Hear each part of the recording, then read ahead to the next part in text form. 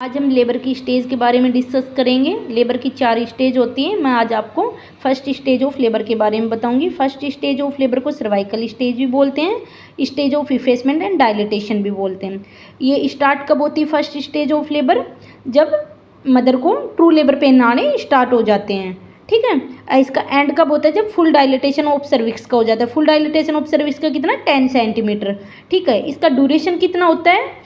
नल्ली पैरस में जिसने एक बार भी बच्चे को जन्म नहीं दिया हो उसके अंदर एवरेज टाइम होता है 12 आवर्स, ठीक है। पैरस जिसने एक से अधिक बच्चे को जन्म दिया हो, ठीक है, तो उसका एवरेज टाइम होता है 6 आवर। इसके अंदर 2 फेज होते हैं, latent phase, active phase. Latent phase को इनिशियल फेज बोलते हैं फर्स्ट स्टेज का, और इसको फेज ऑफ इफेसमेंट भी बोलते हैं। एक्टिव फेज को हम इसके अंदर 4 सेंटीमीटर डायलेशन हो जाता है तो पेशेंट वो एक्टिव फेज के अंदर चला जाता है। इसको सर्वाइकल डायलेशन फेज भी बोलते हैं। Thank you.